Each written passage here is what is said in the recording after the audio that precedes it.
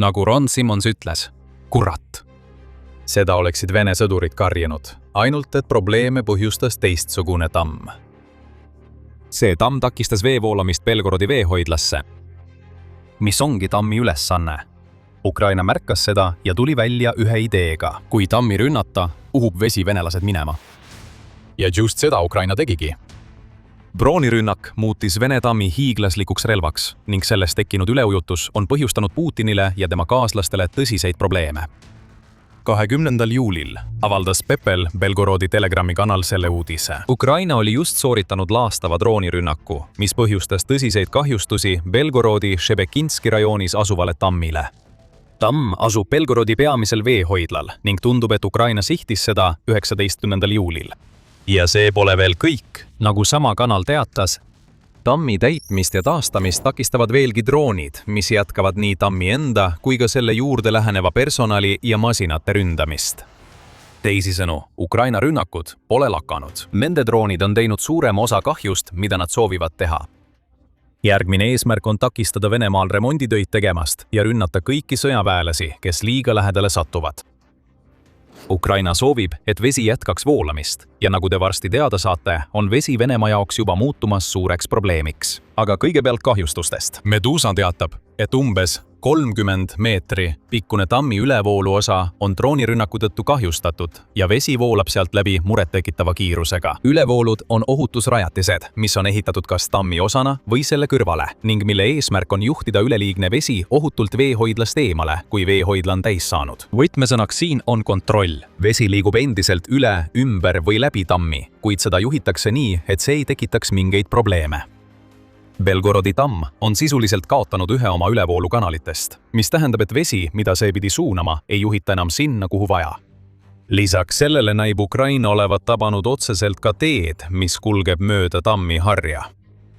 Tee hävitamine ei põhjusta muidugi üleujutust, kuid see muudab Vene remondimeeskondadel palju raskemaks kahjustatud ülevoolukanalini jõudmise. Nad peavad teest mööda minema, et jõuda sinna, kuhu vaja. See pole sugugi lihtne ülesanne, arvestades, et tammi hari on üsna kitsas. Mainisime ka järelrünnakuid.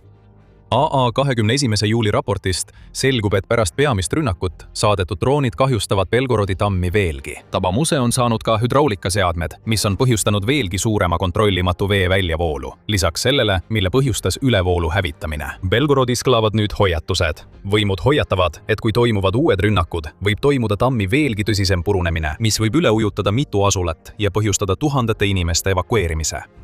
See on juba peaaegu juhtumas. Militarnõi annab rohkem üksikasju, märkides, et esialgne veetõus on viinud selleni, et Nežagoli jõgi, mis voolab Šebekino kõrval, on kiiresti täitunud ja jõgi on üle kallaste tõusnud. Selle jõe kallastel asuvad infrastruktuuri objektid ja hooned on juba hakanud vee alla jääma ja olukord võib veelgi halveneda, kui Ukraina jätkab rünnakut. Lähedal asuvas Bezliadovkas, mis asub selle jõe alamjooksul, oleme samuti näinud veetaseme tõusu ja Popadi tänaval selles piirkonnas teatavad elanikud järve tekkimisest, mis teeb sõidukite ja jalakäijate läbipääsu äärmiselt raskeks. Belgorodi elanikud peaksid sellise üleujutusega juba harjunud olema. See on nendega varemgi juhtunud. Juba. 2025 aasta oktoobris korraldas Ukraina sarnase droonirünnaku, mille sihtmärgiks oli seesama Belgorodi tamm, mida rünnati ka 19. juulil. Ka siis nägime sarnast strateegiat. Esialgne droonirünnak põhjustas tammi purunemise, mille tagajärjel jõetase tõusis. Ukraina jätkas seejärel täiendavate rünnakutega, et takistada remonditöid ja suunata rohkem kontrollimatut vett ümbritsevatesse piirkondadesse. Ukraina mehitamata süsteemide vägede ülem Robert Brovdi kinnitas, milline Ukraina üksus rünnaku läbi viis ja mainis osa tekitatud kahjust. Belgorodi veehoidla sai täna pragusid. Alates esimesest rünnakust on veetase langenud 100 sentimeetrit. Löögi andsid mehitamata süsteemide vägede esimese eraldi keskuse linnud, teatas Brovdi. Satelliidifotod ilmusid samuti pärast oktoobrikuu rünnakut, mis näitasid, et üleujutuse ulatus oli dramaatiline. Bezliadovka ümbrus jäi vee alla, mis tähendas, et asula oli peaaegu ümber piiratud, teatas Excel Exonova Plus. Sama väljaanne märkis, et Belgorodi oblasti kuberner jäi kogu asja suhtes kahtlaselt vaikseks, viidates sellele, nagu Telegrami kanal ütleb, rämps üritab juhtumit parimates Nõukogude traditsioonides maha vaikida. Seekord pole see nii olnud.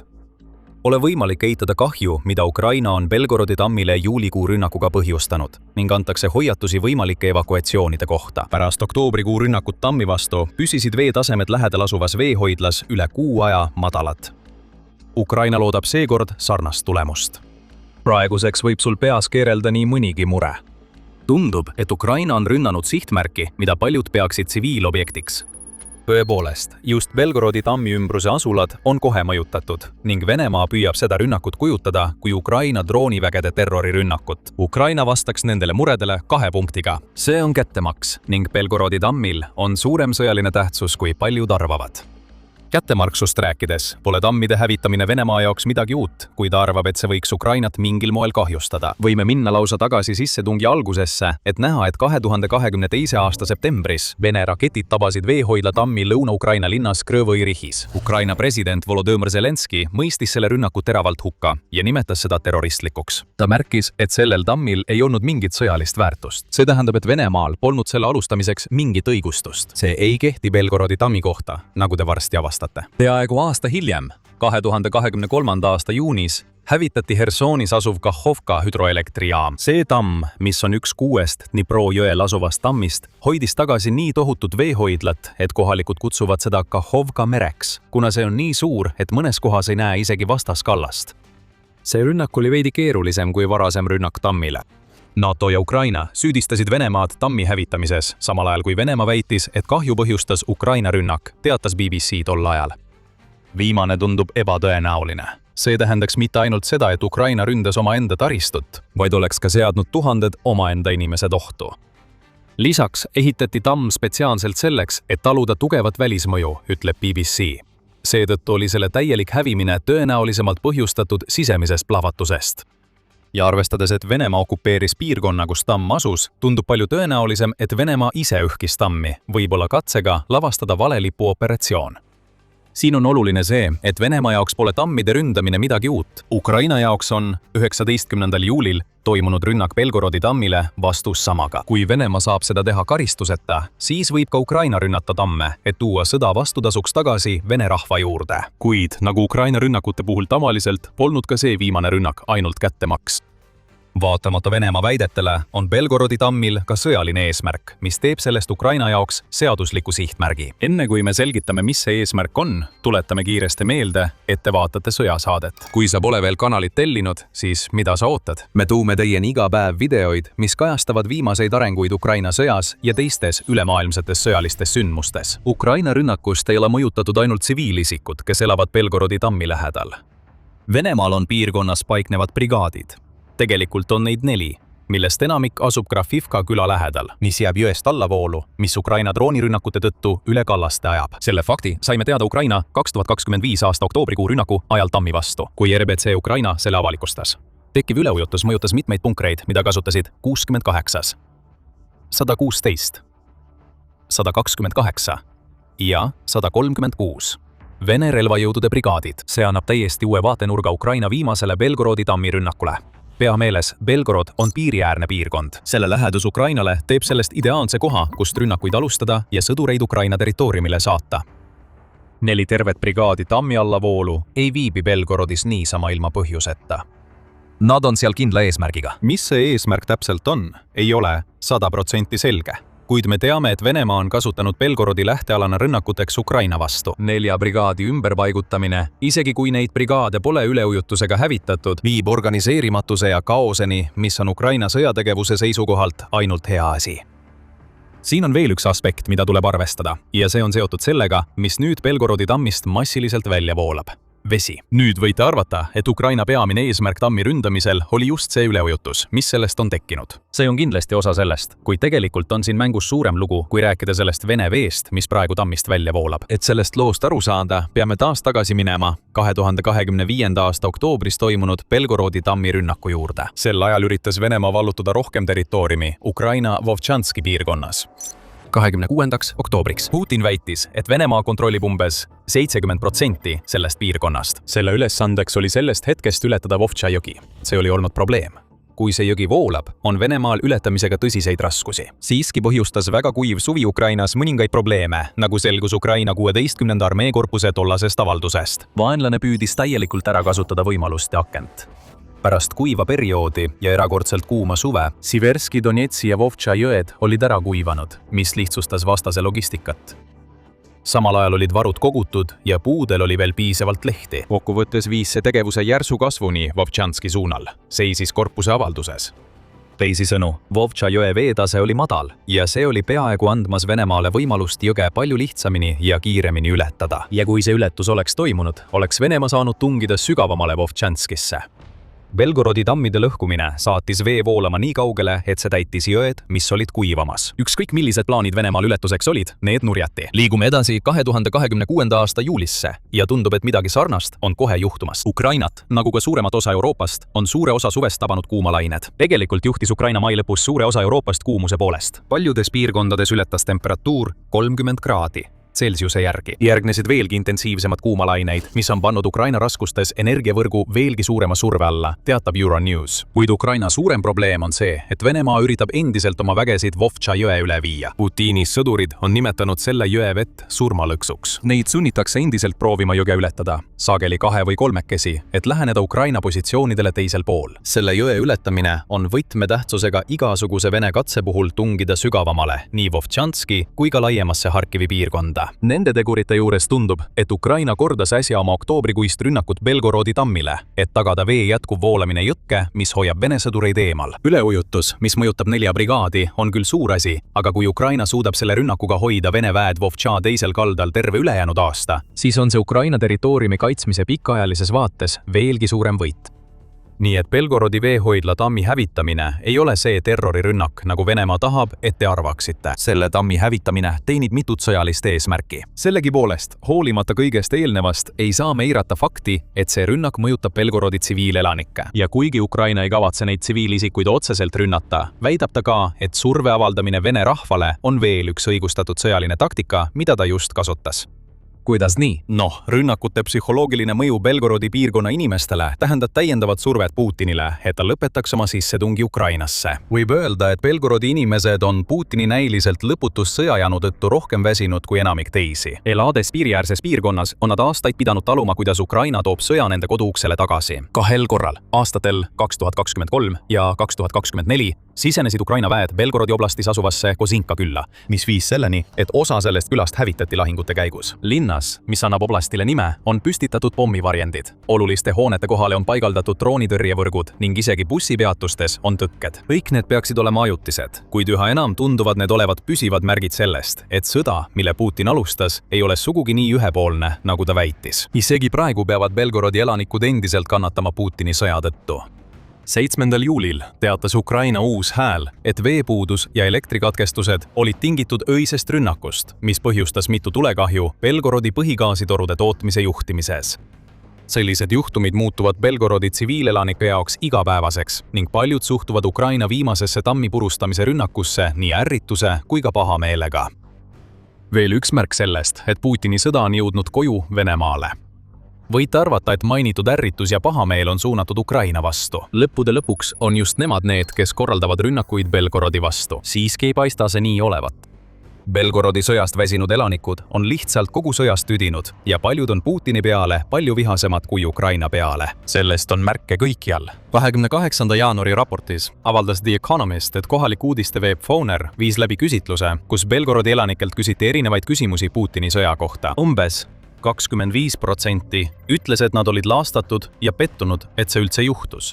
Ning umbes sama palju inimesi väitis, et sõda on nende elu ootele pannud. Kuid kõige kõnekama tulemuse andis küsimus, kas vastajad olid andnud abi sõjas osalevatele venelastele. Ainult 6% ütles, et nad olid seda teinud, mis näitab, et paljud Belgorodis ei toetanud sõda algusest peale ning võib-olla peavad isegi seda, mida Ukraina teeb, vajalikuks kurjuseks, et konflikt lõpetada. Me võime minna tagasi ka 2023.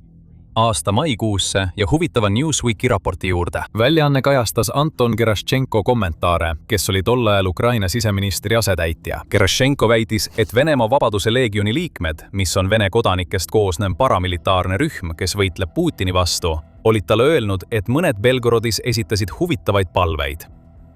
Isegi Belgorodi elanikud pöördusid meie poole palvega korraldada piirkonnas rahuvalveoperatsioon, sest loomulikult on nad väsinud pommitamisest, ütles Leegioni liige. See tähendab, et elanikud palusid rühmal, mis on aktiivselt Ukraina poolt, teha kõik, mis nende võimuses. Sealhulgas siseneda Belgorodi territooriumile, et proovida võitlust lõpetada. Sisuliselt Ukraina toetajate sõbralik sissetung. See ei juhtunud kunagi, kuid see kõik heidab Ukraina Belgorodi rünnakutele huvitava uue valguse. Venemaa tahab kujutada Ukrainat agressorina, kuid tundub, et toetus niinimetatud sõjalisele erioperatsioonile Belgorodis on palju väiksem, kui Kreml tahaks uskuda. Paljud piirkonna elanikud tunnevad, et Venemaa on nad hüljanud, jättes nad Ukraina rünnakuid taluma Belgorodi selge sõjalise tähtsuse ja selle piiriala staatuse tõttu, mis teeb sellest lihtsama sihtmärgi kui enamik teisi. Ukraina on sellest faktist väga teadlik. Kyiv Post teatab, et Pravda ise on viidanud Ukraina strateegiatele, mis hõlmavad Vene rahva viha õhutamist, et avaldada Putinile survet. Pravda ütles, et ta soovib suurendada negatiivseid meeleolusid Venemaal, mis võiksid potentsiaalselt tõsta pingeid nii kõrgele, et need tekitavad riigis hävitava protsessi. See negatiivne meeleolu näib kasvavat mitte ainult Belgorodis, vaid kogu Venemaal. 1. juuli raportis teatas TVP World, et Ukrainas asuv Venemaa konfliktoloogia ja analüüsi instituut viis läbi telefoniküsitluse 1600 Venemaa vastajaga. 81% neist ütles, et nad toetaksid sõja lõpetamist juba homme, kui see võimalus oleks olemas. Ja 58% ütles, et sõja lõpetamine peaks olema Putini peamine prioriteet, võimaldades tal keskenduda Venemaa finantsolukorra parandamisele. Lõpetuseks ütles 73% vastanutest, et nad oleksid teise mobilisatsioonilaine vastu, mis viitab sellele, et enamik eelistaks sõja lõpetamist rahuläbirääkimiste, mitte uute lahingute kaudu. Kõik see toob meid tagasi Belgorodi veehoidla tammi juurde. Veel üks rünnak sellele tammile teenib selget sõjalist eesmärki. Tegelikult lausa mitut. Kuid võib-olla on selle rünnaku kõige olulisem aspekt see, et see muudab juba niigi sõjast väsinud Belgorodi elanikkonna Putini peale veelgi vihasemaks, kuna ta on nad sellisesse olukorda pannud ja siis näib, et jätab nad oma saatuse hooleks. Kes teab? Belgorodist võib isegi saada esimene Venemaa piirkond, mis avalikult Putini vastu protestiks üles tõuseb. Selle elanikud ei paista oma olukorras Ukrainat süüdistavat. Nende juht on see, kes vastutab kõige eest, mis toimub. Kui sellised rünnakud jätkuvad, on kindel, et sellele juhile avaldatakse veelgi rohkem survet. Kahjuks tundub ebatõenäoline, et Putin peatub enne, kui ta saab, mida tahab. Ükskõik, kui kaua see aega võtab, kui paljud peavad surema või kui suure segaduse ta Venemaal tekitab. Krimmi kaos jätkub. Kui tohutud tulekerad haarasid Kertši väina, sai Venemaa aru, et Ukraina sihib Krimmi energiataristut. Venemaa võis sellest aru saada, kuid ta ei saanud midagi ette võtta. Okupaatorid on jäänud pimedusse, kui Kertš vajub pilkasesse pimedusse. Ausalt öeldes harjuvad need okupandid sellega juba ära. Pimedus, kütusepuudus ja pidev Ukraina sõnum, et ainus tee Krimmist välja on sihtmärk, on muutunud normiks, kuna Putin ei suuda midagi teha poolsaare kaitsmiseks, mis peaks olema Venemaa tugipunkt. Lahkuge kohe. See on sõnum, mida Ukraina Krimmis olevatele venelastele saadab. Midagi suurt on tulemas ja sa ei taha elada oma ebaseaduslikku elu Krimmis, kui see kohale jõuab. Pui tulistamine ja plahvatused raputasid okupeeritud Kertši piirkonda. Vene võimud hakkasid paanitsema. Ja neil ongi põhjust. Pärast päevi kestnud rünnakuid laevanduse vastu Aasovi merel, mis pole siiani lõppenud, Ukraina sihtis elektrirajatisi ühes piirkonnas, mis võib olla põgenemisteeks sadadele tuhandetele Vene okupantidele, kes on Krimmi oma koduks teinud. Kyiv Post annab põhiteabe 15. juuli raportis, kus öeldakse, et kogu Kertšis teatati sel päeval täielikest elektrikatkestustest. See ei põhine ka Ukraina enda saavutuste kiitmisel. Kertši administratsiooni marionettijuht Ivan Košeil oli oma rahvale halva uudise tooja. Ta teatab, kahjuks on vaenlase droonirünnaku tagajärjel Kertš täielikult ilma elektrita. Elutähtsad süsteemid töötavad varutoitel. Kõik linnateenused on kaasatud hädaolukorra taastamistöödele. Täielikult ilma elektrita. Kui oli üks asi, mida suurkaitse Putin pidi suutma teha, siis see oli takistada Ukrainal midagi sellist venelastele põhjustamast, kellele ta käskis Krimmi kolida. Krimmi Tool Telegrami kanal dokumenteeris paanikas Vene reaktsiooni Ukraina rünnakule. See ütles, et kanali tellijad, kes viibivad kohapeal Kertšis, teatasid, et selles poolsaare võtmetähtsusega piirkonnas oli kuulda valjusid plahvatusi. Venemaa, kelle arenenumaid õhutõrjesüsteemi Ukraina droonid olid kuid puruks lasknud, Näis suutvad teha vähe muud, kui paigutada mobiilseid tulegruppe strateegias, mis põhines löö ja looda põhimõttel ning ei suutnud peatada rünnakuid Kertši elektrirajatiste vastu. Kõige selle keskel püüdis Venemaa samuti takistada propaganda õudusune näo lahtirullumist. Sama Telegrami kanal ütleb, et Venemaa peatas kogu liikluse Kertši sillal. Miks? Kas Venemaa kartis, et Ukraina hävitab lõpuks Kertši silla või tahtis Putin veenduda, et ükski Krimmi okupeerija ei pääseks välja ega jõuaks Venemaa mandriosale, et rääkida teistele, mis tegelikult toimub poolsaarel, mis peaks olema Vene kindlus? Ükskõik mida Venemaaga ei üritanud teha, mitte miski sellest ei aidanud. Lisaks Kertšile teatati elektrikatkestustest mitmes asulas Krimmi loode ja idaosas, teatab väljaanne New Voice of Ukraine. Remondibrigaadid olid juba kohal, teatab väljaanne. Kuid pole võimalik öelda, millal nad suudavad elektri taas sisse lülitada. Ja isegi kui nad seda teevad, on Ukrainal alati rohkem droone käepärast, et parandatud alajaamu ja muud infrastruktuuri hävitada. Ja justkui sellest kõigest poleks veel piisavalt Kertši okupantide jaoks. Vene kontrolli all olev veefirma, mis teenindab Krimmi poolsaart, Voda Krima, teatas, et veesurvet oli 9 rajoonis vähendatud. Kõik see Kertši elektrivõrku tabanud eriolukorra tagajärjel. Pole elektrit, pole vett, pole kütust, pole lootust. Selliseks on Ukraina muutnud elu paljudele okupantidele, kes uskusid Putini väiteid, et Krimmist saab luksuslik sihtkoht, mis ei lähe kunagi Venemaa kontrolli alt välja. Ja kõige selle juures pole Ukraina tsiviilisikuid otseselt rünnanud. See lihtsalt saadab ikka ja jälle sõnumi, me muudame teie elu põrguks, kuni te mõistate, et on aeg Krimmist igaveseks lahkuda. Muidugi, igaüks, kes saab oma Ukraina sõja uudised Venemaa kaitseministeeriumilt, ei tea sellest kõigest midagi. Kui Krimmi nukurežiim sattus nii suurde paanikasse, et edastas oma rahvale isegi mingisuguse tõe, siis Venemaa kaitseministeerium tegi seda, mida ta alati teeb. Eiras Ukraina edu ja tegi näo, nagu Venemaa õhutõrje teeks oma tööd. Ministeerium väitis, et Venemaa õhutõrje tulistas alla 93 Ukraina drooni, samal ööl kui Ukraina halvatas Kertši elektrivarustuse. Droonide allatulistamisest teapati Krimmi kohal, samuti Mustal merel ja Aasovi merel ning mitmes Venemaa piiriäärses piirkonnas, sealhulgas Kurskis, Brjanskis, Rostovis ja Belgorodis. Pea pistetakse liiva. Venemaa väidab, et kaitse oli edukas, samal ajal kui Ukraina droonid põhjustavad Krimmis kaost. Kaitseministeerium ei pruukinud tahta mainida ebamugavat tõde, et elektrikatkestused levivad üle ühe kõige olulisema piirkonna Krimmis. Aga seal elavad inimesed ei vajanud ministeeriumi, et tõde teada saada. Nad vajavad, et Venemaal lõpetaks selle, mis praegu kogu Krimmis toimub, eriti kui jutt käib Ukraina rünnakutest elektrirajatiste vastu. Näete, see, mis just juhtus Kertšis, ei ole üksikjuhtum, asjal on laiem taust. Ukraina on juba nädalaid sihtinud Krimmi energiavõrku. Kogu kampaania algas juuni lõpus ja juuli alguses, teatab Kyiv Post. Ukraina on järginud sama plaani, mida ta kasutab Vene naftarafineerimistehaste ründamiseks. See ründab korra, siis mõne aja pärast uuesti ning Ukraina kordab neid rünnakuid, muutes remonditööd mõttetuks. Me nägime seda Simferopoli kombineeritud tsükliga soojuselektriaamas, kus Ukraina ründedroonid tabasid sihtmärke 3 eraldi õhurünnakus, mis viidi läbi 20. kuni 25. juunin. Need rünnakud käivitasid löökide laine, millest enamik sihib elektriaamu, mis on sõlmpunktid tohutusvõrgustikus, mis varustab Krimmi elanike elektriga.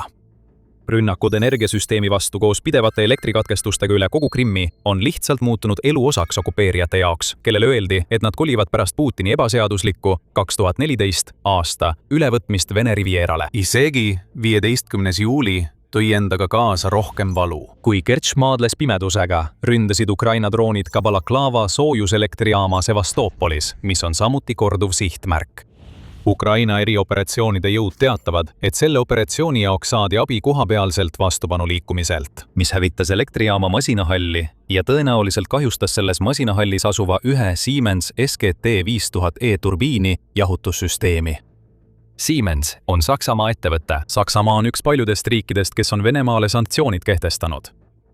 Kui Siemensi toodetud seade, mis hoiab Krimmis elektri voolamas, hävitatakse, on Venemaal väga raske leida vajalikke varuosi remondiks.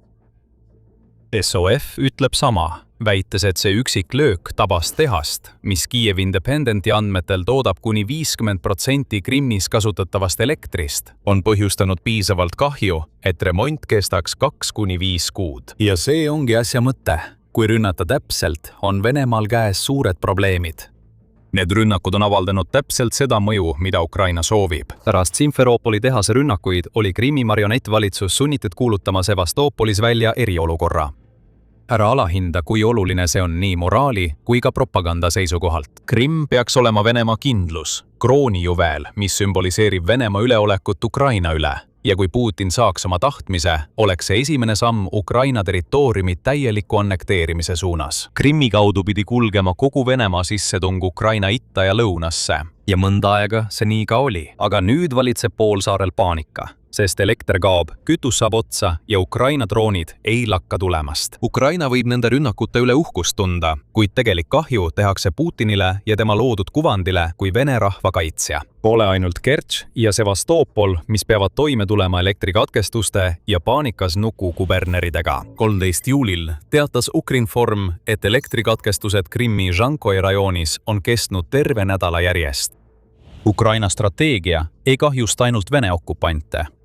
Nagu Krimmi tatarlaste Medžlise esimees Rafhat Tšubairov selgitab, mõjutatud on ka need, kes toetavad Ukraina asja. Siiski ütles Tšubairov, et see on raskus, mida tuleb taluda, sest lõppeesmärk on Krimmi vabastamine, et elu muutuks paremaks kõigile neile, kes on alates 2014 aastast elanud Vene rõhumise all. Me tunneme siiralt kaasa kõigile Krimmi elanikele, kes ootavad poolsaare vabastamist Vene barbarite käest ja on sunnitud taluma uusi raskusi, mille on põhjustanud Vene okupatsioon. Me täname neid selle eest, et nad ei ole lootust kaotanud ja on jäänud Ukrainale ustavaks hoolimata kõigist raskustest ja repressioonidest. Tšubairov ütles sõnumis, mis oli mõeldud julgustama neid, kes toetavad Ukrainat, kindlalt vastu pidama. Te suudate sellest läbi tulla ja tunneli lõpus paistab üha laienev valgus. Samal ajal on kõik need Kertši rünnakud, mis on toonud kaasa veelgi rohkem elektrikatkestusi, mõeldud Venemaa õõnestamiseks. Krimmi valitsev võim on kontrolli kaotanud. Nagu erioperatsioonide väed ütlevad, elektritootmisrajatiste ründamine Krimmi silla peal vähendab oluliselt Venemaa Föderatsiooni armee ründe- ja kaitsevõimet, vähendab selle operatsioonide tempot ja logistilise toe vastupidavust. Nii et kui okupandid kardavad oma tuleviku pärast pimedusest, sunnitakse Ukraina mandriosa rindel olevaid sõdureid rünnakutele, hoolimata sellest, et neil puudub vajalik toetus. See toetus ei tule. Varud ja sõdurid on Krimmis lõksus ning nad kaovad päev-päevalt. See on tõsine probleem Putini jaoks. Kuid selle probleemi taga peitub veel üks küsimus. Me puudutasime seda varem. Ukraina viimaste elektrikatkestusi põhjustanud rünnakute asukoht on väga oluline. Aga enne kui me selgitame, miks see nii on, tuletame meelde, et te vaatate sõjasaadet. Kui saate kanalilt uusi teadmisi, vajutage telli ja lubage teavitused, et näha, mis meil järgmiseks tulemas on. Kertš ei ole lihtsalt mingi suvaline piirkond Krimmis. See on üks tähtsamaid piirkondi poolsaarel. Sest Kertš ja sild, mis ühendab Kertšit Venemaa mandriosaga, on ainus tee, mida enamik okupante poolsaarele sisse või sealt väljapääsemiseks kasutada saab. Iga kord, kui Ukraina korraldab rünnaku Kertšis, olenemata sellest, mis on sihtmärgiks, riik saadab sõnumi, et ainus väljapääsuks olev sild võib olla sihtmärgiks igal ajal, kui Ukraina seda soovib. See on varemgi nii olnud, muidugi. Aga nüüd on Ukrainal tulejõud olemas ja Venemaa kaitse on nii nõrk, et üksikud rünnakud silla vastu võiksid areneda kampaaniaks, mis hävitab silla jäädavalt. Kui see juhtub, jäävad okupandid kinni sellesse põrgusse, mille nende juhi läbikukkumine on loonud. Ukraina tegutseb väga sihikindlalt, rünnates kõike Kertšis peale Kertši silla. Mehitamata süsteemide vägede komandöör Robert Provdi tegi selle väga selgeks 14. juulil, vahetult enne rünnakuid, mis viisid Kertši ebaseaduslikud elanikud pimedusse. Krimmis pole kütust ja ma tahan teile öelda, et seda ei tulegi, Provdi hüüatas ja lisas, me katkestame juurdepääsuteed, mitte väljapääsuteid. Me ei puudu Kertši silda. Las nad lähevad sealt läbi. Las need miljonid lahkuvad selle väikese silla kaudu tagasi oma Venemaale ja sõidavad kuskile kaugele Uraalide taha, et elada rahus. Provdi ja Ukraina teavad täpselt, mida nad siin teevad. Hoiatus on üks asi. Krimmi okupantidel oleks tark seda kuulda võtta. Aga see, mida Ukraina tegelikult siin luua tahab, on koht, kus tuhanded ja tuhanded okupandid üritavad meeleheitlikult põgeneda Kertši silla kaudu. Me rääkisime varem propagandavõitudest. See oleks suur võit. Miski ei kahjustaks Putini kuvandit Venemaa tugeva kaitsja ja liidrina rohkem kui tema enda rahva põgenemine Krimmist oma elu eest. Ja ära unusta, et need inimesed peavad kuhugi minema. Nad saavad põgenikeks sõjas, mis ei pidanud kunagi Venemaad puudutama. See kahjustaks veelgi Putini mainet. Ja need, kes Krimmist põgenevad, räägiksid lugusid lakkamatutest droonirünnakutest, kütusepuudusest, elektrikatkestustest ja sellest, kuidas Venemaa kaitsejõud ei suutnud neid üldse kaitsta. Ja kui see võib juhtuda nendega, võib see juhtuda kõikjal Venemaal. See on sõnum, mille nad kaasa toovad. See on surve Putinile. Sõda tuuakse Venemaale koju kätte. Ukraina hoiab survet üleval. 17. juulil teatas Kyiv Post, et Ukraina on saavutanud järjekordse eduka löögi Kertšis. Seekord raudtee sõlme pihta piirkonnas, mis on osa Venemaa Krimmi logistilisest võrgustikust. See löök põhjustas tulekahju raudteesõlmes, mis asub Kertši silla lähedal. Jällegi saadetakse sõnum. Tulekahjud liiguvad aina lähemale, samuti ka rünnakud. Lahkuge kohe, muidu saab sillast endast sihtmärk. Mitte miski sellest ei kavatse peatuda.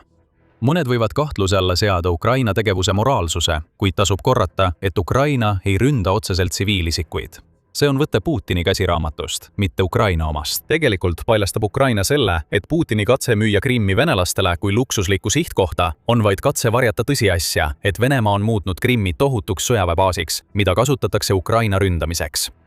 See on vaid õhuke legitiimsuse kiht, mis on tõmmatud järjekordsele agressioonivahendile. Ukraina endine kaitseminister Mihhailo Fjodorov toob selle välja märkides.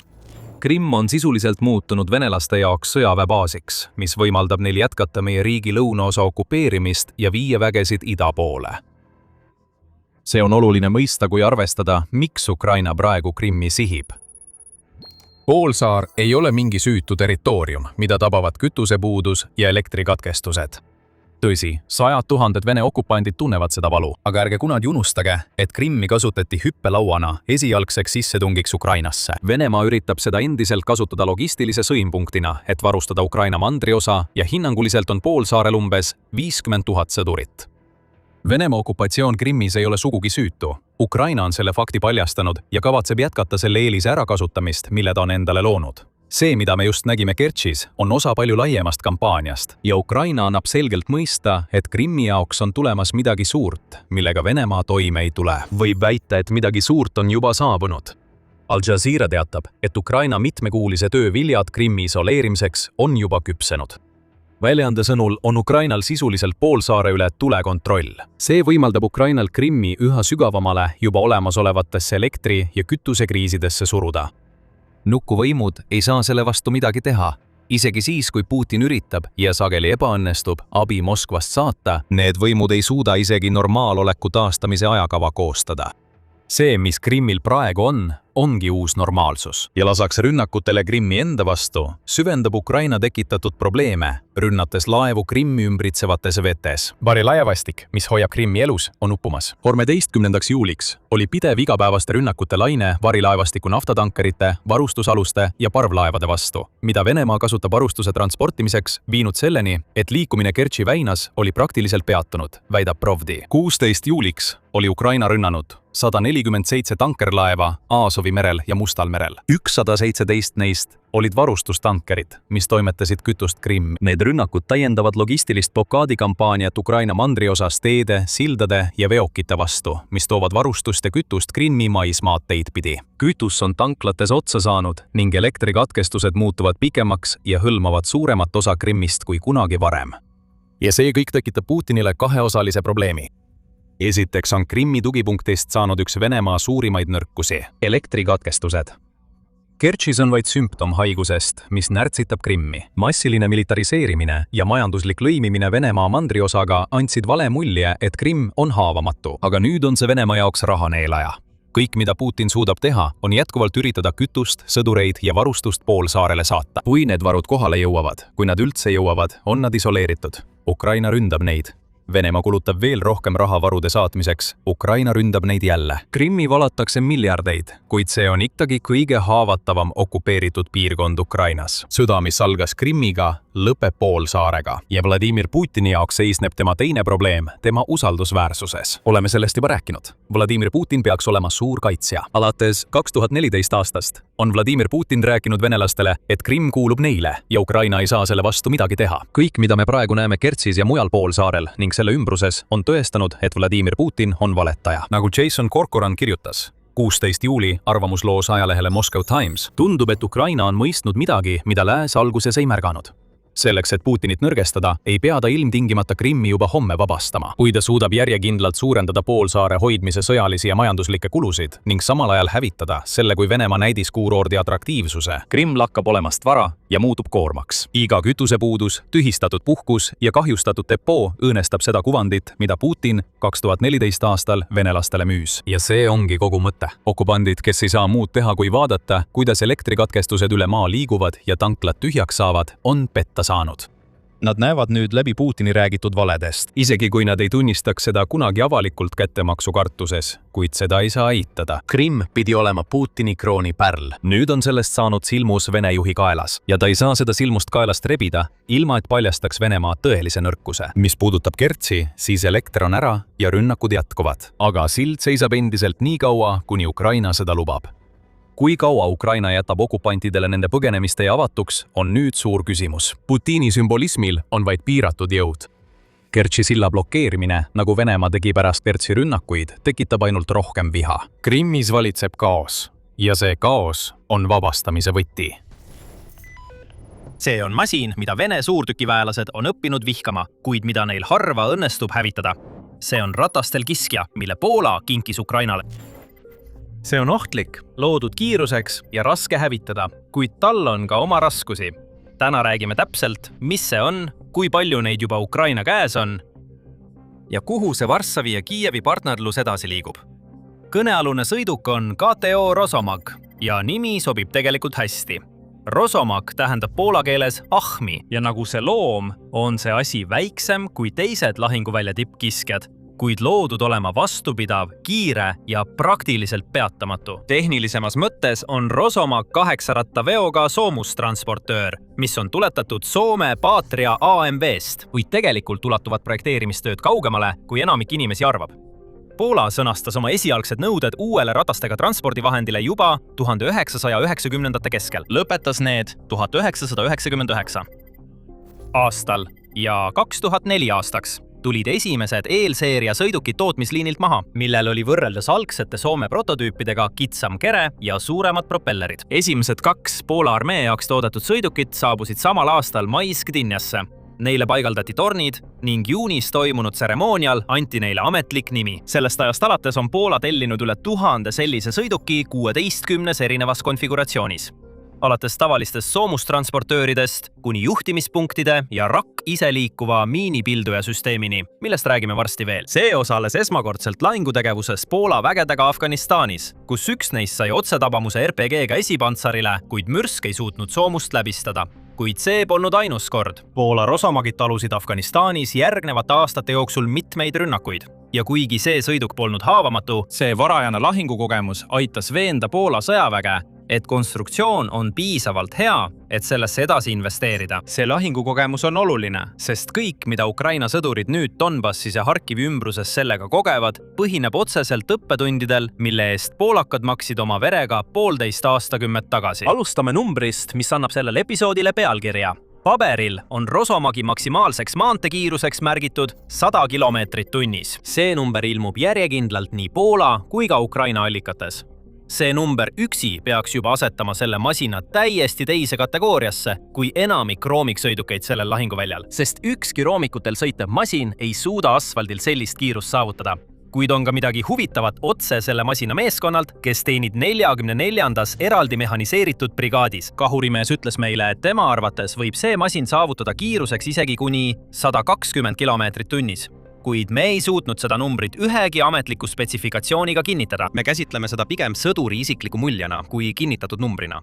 Aga olgu see siis 100 või 120. Me räägime ratastel lahingumasinast, mis suudab siin rindel peaaegu kõigist teistest kiiremini liikuda. Ja just see kiirus ongi põhjus, miks Vene kahurimeestel on raske seda sihikul hoida enne, kui see juba kadunud on. Kaalult me räägime umbes 22 tonnist baasvarustuses, mis tõuseb 25 või 26 tonnini, sõltuvalt lisatud soomuspaketist. Seda veab diiselmootor, mille võimsus on umbes 480 kuni 490 hobujõudu, mis annab sellele piisavalt pöördemomenti, et vedada seda raskust üles järskudest nõlvadest ja läbi raske maastiku, kaotamata seejuures reageerimisvõimet, mida Ukraina meeskonnad pidevalt kiidavad. Üks juht, kellega me rääkisime, kes töötas varem tsiviilelus järgmise põlvkonna New Hollandi T8 traktoriga, ütles meile, et üleminek üllatas teda. Ta polnud kunagi varem teeninud, polnud kunagi puudutanud jalaväe lahingumasinat ja ometi ütles ta, et automaatkäigukast tundus piisavalt tuttav, nii et suurimaks harjumiseks oli ainult masina tohutu suurus ja pime nurk paremal pool. See võib tunduda väike detail, kuid see ütleb midagi olulist selle platvormi disaini kohta. See on piisavalt kergesti käsitsetav, et ka varasema soomuki kogemuseta sõdurid saab nädalate, mitte kuude jooksul viia piisava oskustasemeni. Sõiduulatus on veel üks tugev külg. Sõltuvalt allikast me näeme näitajaid vahemikus 700 kuni 800 kilomeetrit ühe paagitäie kütusega, mis annab Ukraina üksustele võimaluse ümber paigutuda pikki rindejooni, ilma et nad peaksid pidevalt muretsema tankimise logistika pärast. Koos erakordselt suure maanteekiirusega, see on sõiduk, mis on loodud kiiresti liikuma, tugevalt lööma ja uuesti ümber paiknema, enne kui vastupatarei tuli või droonioperaator suudab selle asukoha kindlaks teha. Nüüd räägime sellest, kuidas sõiduk tegelikult kahju tekitab.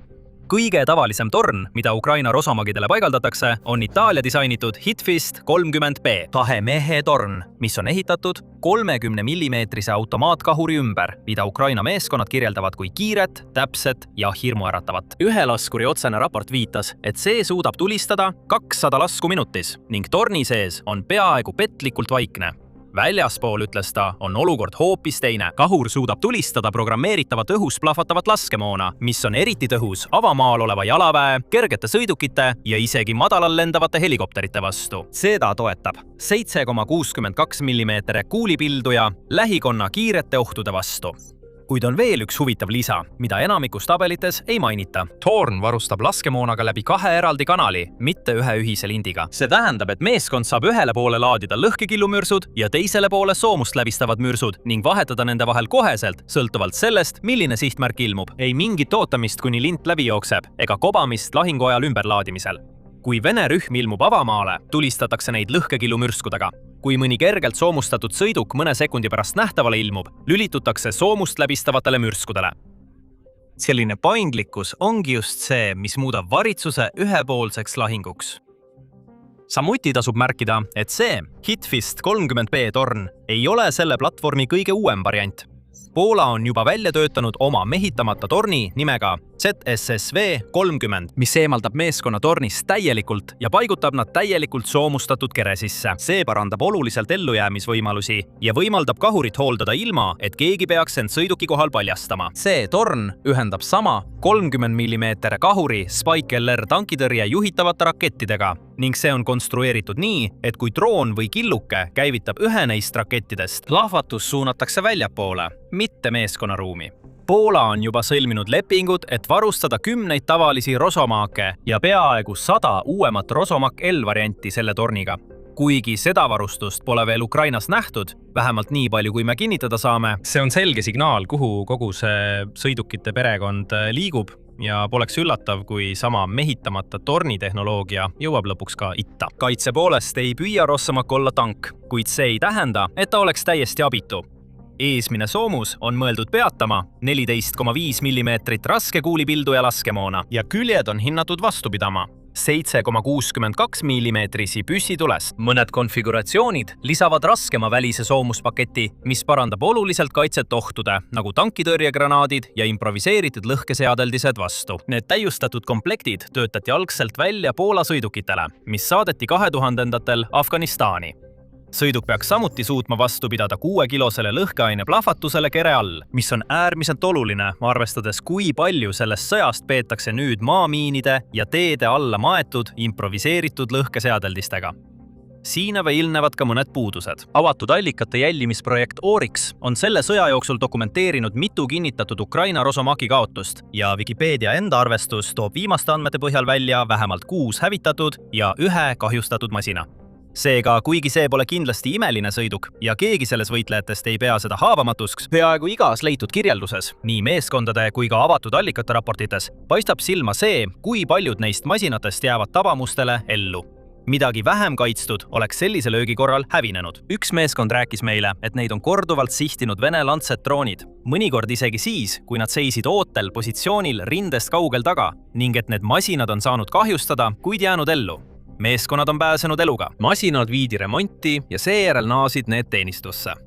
Just see ellujäämisvõime, rohkem kui ükski paberil olev näitaja, võib olla peamine põhjus, miks Ukraina üksused neid masinaid üha juurde küsivad. Aga kui on üks nõrkus, mida tasub arvestada, siis see on muda. Meeskonnad on märkinud, et see töötab sügavas mudas halvasti, kui nad ei lase rehvirõhku alla sõiduki keskse rehvirõhu reguleerimissüsteemi abil, et haarduvust parandada. Kui aga rehvid saavad kahjustada ja sõiduk peab lootma oma rehvide tugisisudele, saab see enne remonti läbida vaid umbes 20 kilomeetrit. See tähendab, et komandorid peavad ikkagi hoolikalt läbi mõtlema marsruudid ja evakuatsioonivõimalused, mis võivad muutuda oluliseks taktikalise piiranguks sõjas, mida peetakse suures osas avatud põldudel ja jõe üleujutusavadel. Siis on veel väidetav amfiibvõimekus, mis võimaldab Rosomakil ületada veetakistusi umbes 10 kilomeetrit tunnis, kasutades tagaosas asuvaid propellereid ja kokkuklapitavaid vöörilabasi.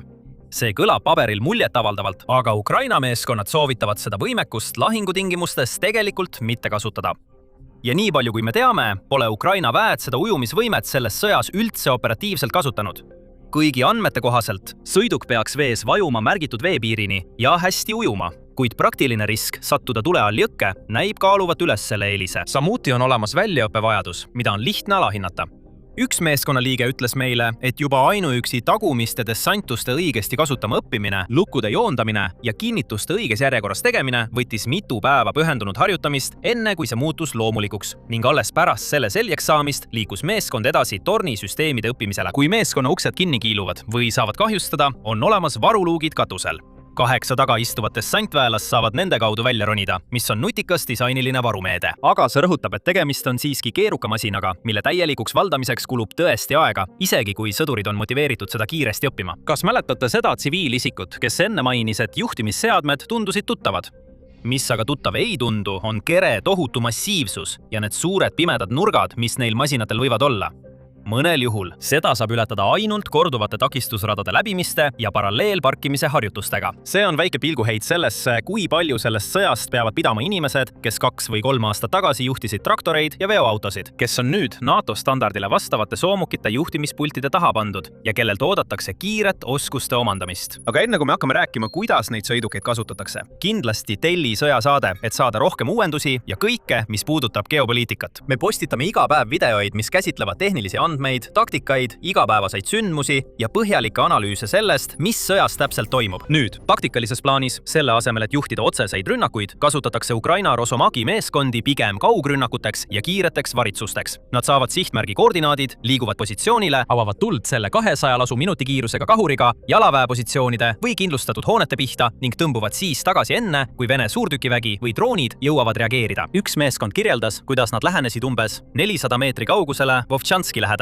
et aidata puhastada jõe sillapead, et Ukraina jalavägi saaks üle minna. Ja teises lahingus jõudsid nad umbes 150 meetri kaugusele 2-korruselisest hoonest, kus olid sisse kaevunud Vene sõdurid ning purustasid selle hoone, et katta Ukraina vägede taganemist. Lisaks otsesele lahingutegevusele on neid sõidukeid kasutatud ka armee inseneride toetamiseks öiste jõe ületuskohtade rajamisel, transportides personali ja varustust ning haavatud sõdurite evakueerimiseks tule all. See näitab, kui mitmekülgne see platvorm tegelikult lahinguväljal on.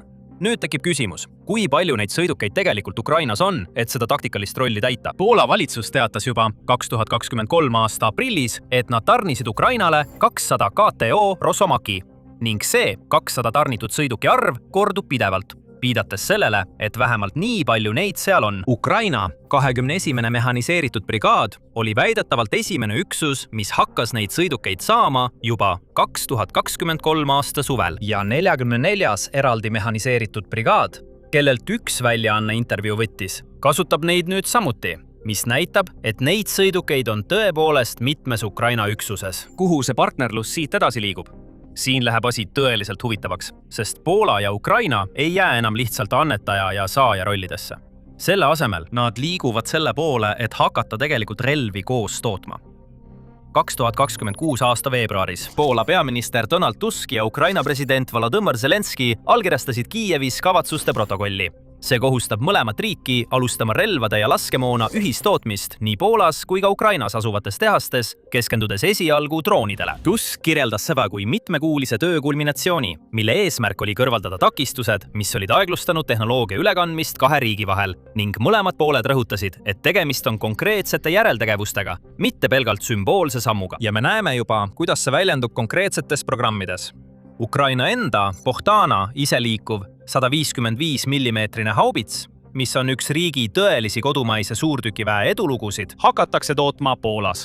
See toimub Poola ettevõtte Ponervadovice ja Ukraina Kramatorski raske masinatööriistade tehase ühisettevõtte kaudu, kus Poola partneril on kontrolliv 51% osalus.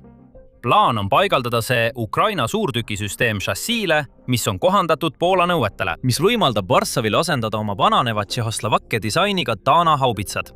Samal ajal saab Ukraina oma esimese tõelise väliskliendi kodumaise relvasüsteemi jaoks. See on oluline muutus, sest see tähendab, et lahinguväljal järele proovitud Ukraina inseneritöö hakkab jõudma tagasi NATO riigi enda arsenali, mitte ainult vastupidi. See kuulub laiemasse Poola-Ukraina raamistikku nimega Build with Ukraine, mis käivitati juba 2025 aasta keskel ja mis on spetsiaalselt loodud ühisettevõtete jaoks. Ukraina pakub eesliini kogemusi, eriti droonide, tõrjesüsteemide ja elektroonilise sõjapidamise vallas. Samal ajal kui Euroopa partnerid nagu Poola toovad kapitali, tehasepinda ja sertifikaate, mis on vajalikud EL-i turgudele müümiseks. Selle mudeli järgi saavad Ukraina ettevõtted jalgealuse Euroopa turgudel, kuhu neil muidu oleks raske siseneda. Samal ajal kui Poola saab ligipääsu lahingutes tõestatud inseneriteadmistele, mille arendamiseks kulus 3 aastat täiemahulist sõda, ilma et nad peaksid ise samu lahinguväljakatseid läbi viima.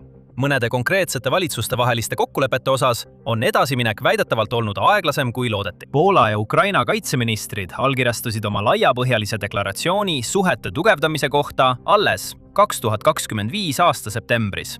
Kuid suund on selge ja seda toetab ka reaalne raha. Poola on Euroopa Liidu uue Safe Defense laenuprogrammi suurim üksiksaaja ja märkimisväärne osa sellest rahastusest on selgesõnaliselt ette nähtud ühisprojektide toetamiseks Ukrainaga. Lisaks drooni ja vastudrooni tehnoloogiale, tehisintellektile ning pikamaa täppismoonale. Ukraina omalt poolt loodab samuti Poola jätkuvale osalusele Pearl programmis, mis suunab lääne rahastatud relvaostud NATO kaudu Ukrainasse ning on jätkuvalt keskne Ukraina õhutõrje varustamisel. See viib meid kogu selle taga oleva suurema pildini. Poola ei varusta Ukrainat relvadega ainult sellepärast, et ta on hea naaber. Samas ehitab Poola üles seda, mida tema enda juhtkond on avalikult öelnud. Nad tahavad saada Euroopas suurimaks ja paremini varustatud sõjaliseks jõuks. Poola kaitsekulutused 2026 aastaks on seatud umbes 4,8% SKT-st. See on kaugelt kõrgeim suhe kõigist NATO liikmetest, mis tähendab umbes $55 miljardit, mis on ühes aastas kaitsele pühendatud. See on juba suurim osa SKT-st, mida ükski NATO riik oma sõjaväele kulutab.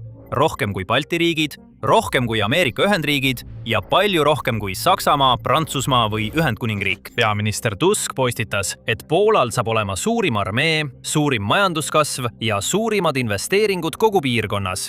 Ja kaitseministrina Władysław Kosiniak-Kamysz on otse öelnud, et eesmärk on Poolal välja panna kõige paremini organiseeritud ja varustatud armee kogu mandril.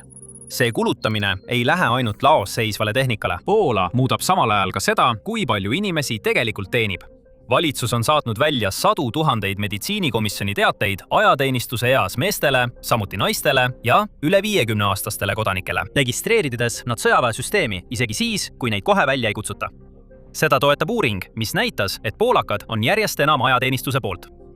2022 aastal küsitlused näitasid, et vaid 35,7% inimestest toetas kohustusliku ajateenistuse taastamist meestele. Samas kui 2026 aasta küsitlus näitas, et umbes 52% vastanutest toetas ajateenistust, kusjuures 31% toetas seda tugevalt.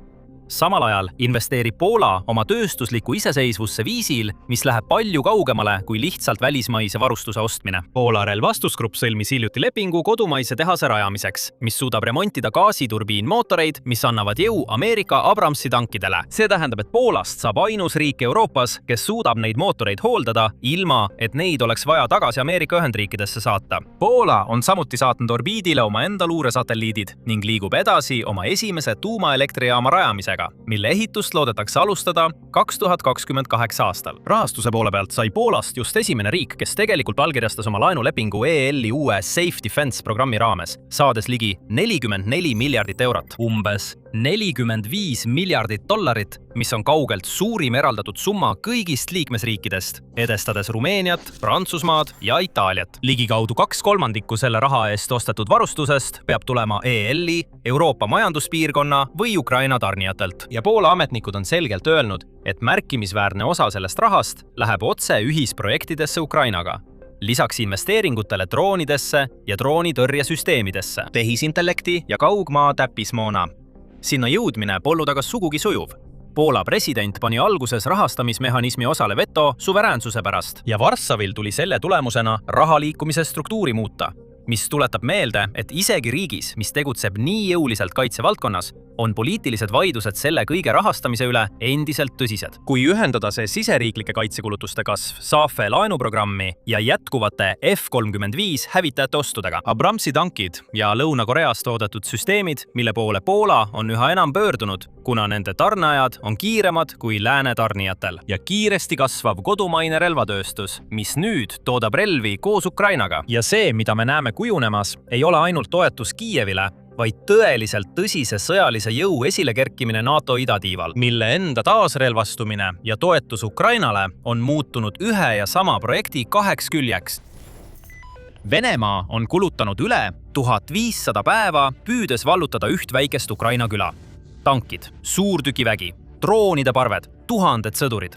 Ja nad pole ikka veel võitnud. See on lihtsalt järjekordne ebaõnnestunud rünnak. See on üks selgemaid näiteid sellest, miks Venemaa sissetungist on saanud sõda, kus kaotused on tohutud ja tulemused järjest väiksemad. Ja hoolimata sellest, et Kreml on sinna peaaegu kõik pannud, ei suuda nad seda ikkagi vallutada. Kõnealune küla kannab nime Maladokmatška. Ja see ei ole selline koht, mis kaardil silma paistaks. Selle pindala on vaevu 3 ruutmiili ehk 8 ruutkilomeetrit ja enne sissetungi elas seal veidi üle 3000 inimese. See asub Polohi rajoonis, Kesk-Zaporižjas, umbes 37 miili ehk 60 kilomeetrit Zaporižja linnast endast. Seal ei ole laialdaselt tuntud maamärke ega silmapaistvaid vaatamisväärsusi.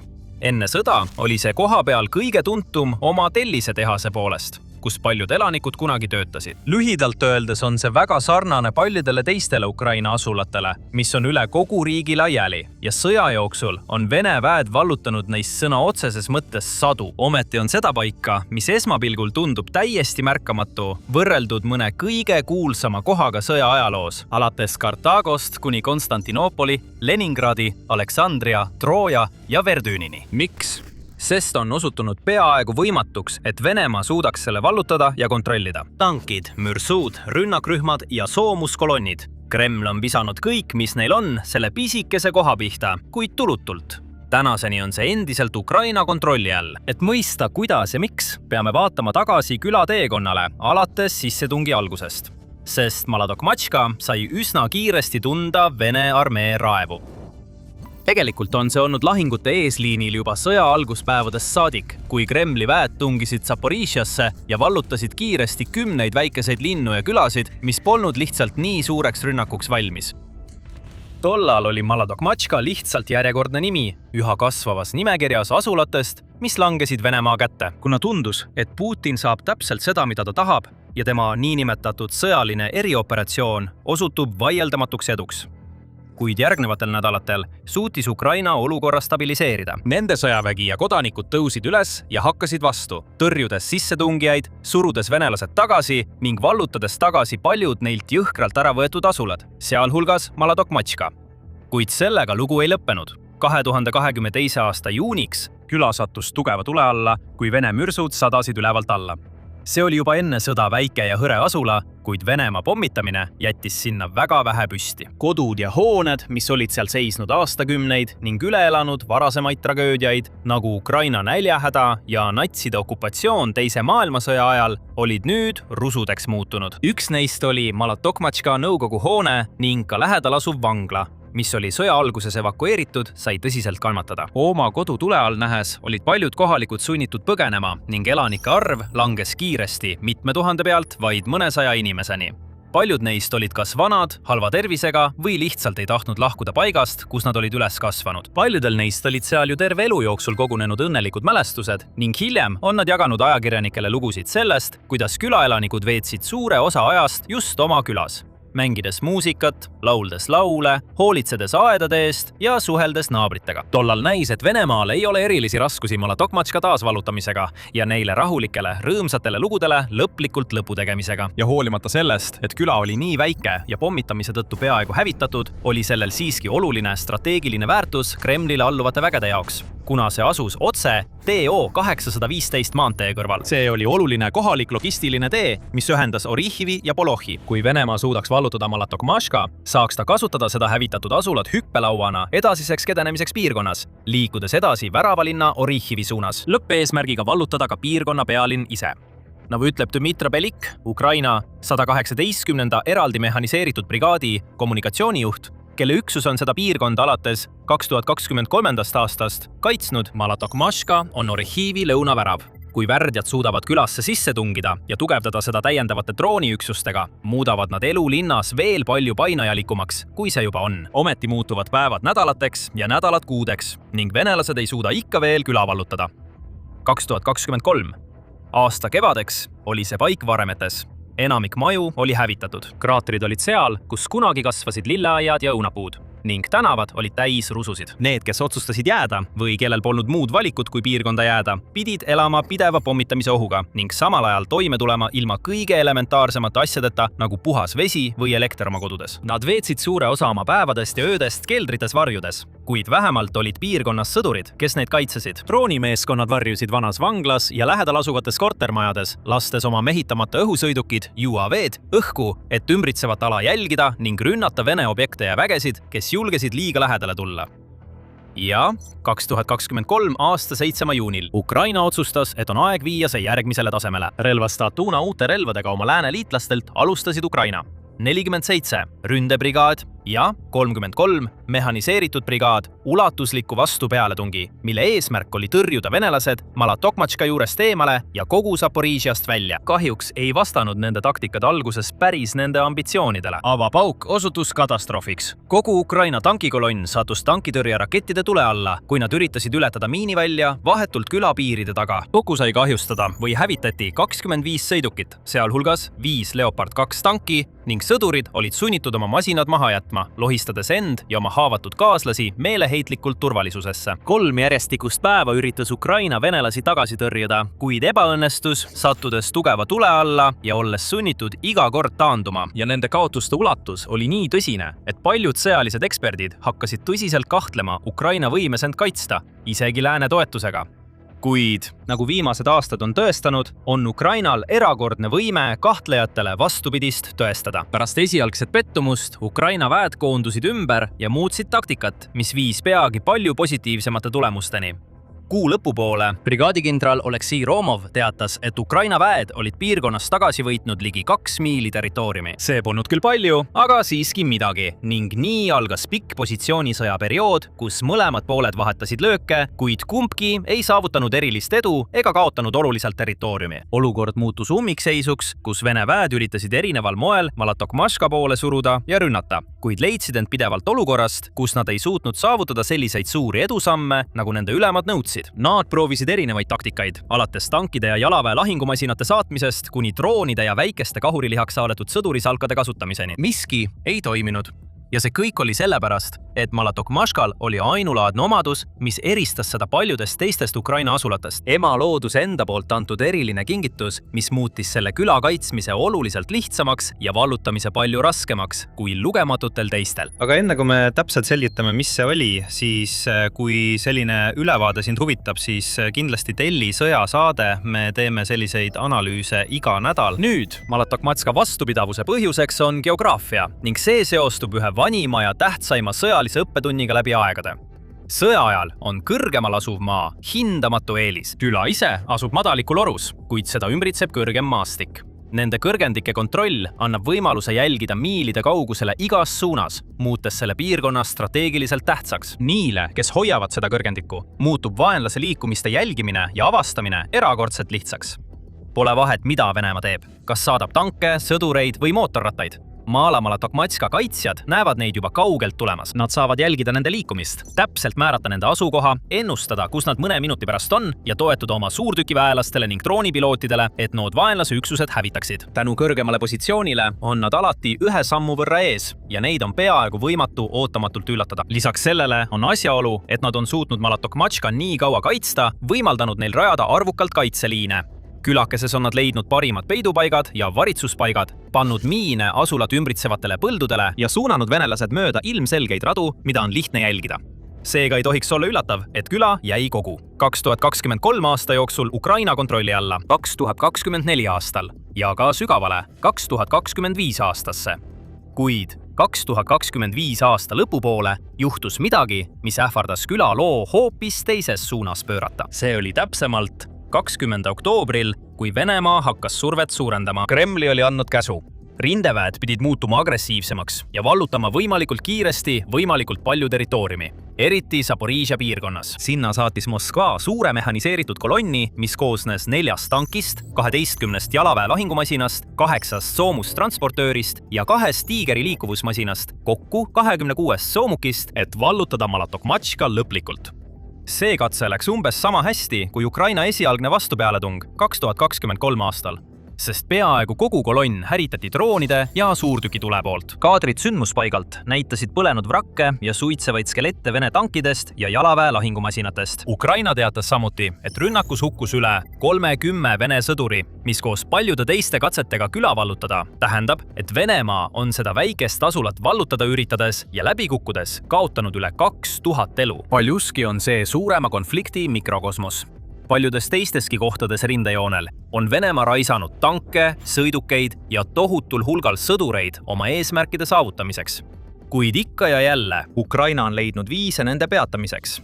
Selle tulemusena ei ole Kreml täna võidule lähemal, kui oli 2022 aastal ja tegelikult tõrjutakse meid paljudes piirkondades tagasi, samal ajal kui iga mööduva kuuga kasvab ka nende kaotuste arv. Aga tundub, et nad ei õpi kunagi oma vigadest. Isegi pärast ebaõnnestunud oktoobrikuu rünnakut Malotokmatškas, Venemaa komandöörid ei leppinud lihtsalt sellega, et küla oli kaotatud, ega otsinud teist teed. Nad jätkasid ühe rünnaku teise järel, kasutades aja jooksul üha vähem tanke ja soomustehnikat ning rohkem väikseid rünnakumeeskondi. See ei toiminud, nii et Venemaa langes veelgi madalamale ja kasutas üht oma lemmiktrikki – valetamist. 16. novembril 2025 teatas Kaitseministeerium, et küla on täielikult vabastatud. Sama väideti ka riigi televisioonikanalites. Nii-öelda sõjalised eksperdid, nagu Boris Rosin, väitsid, et armee liigub Malotokmatška suunas edasi.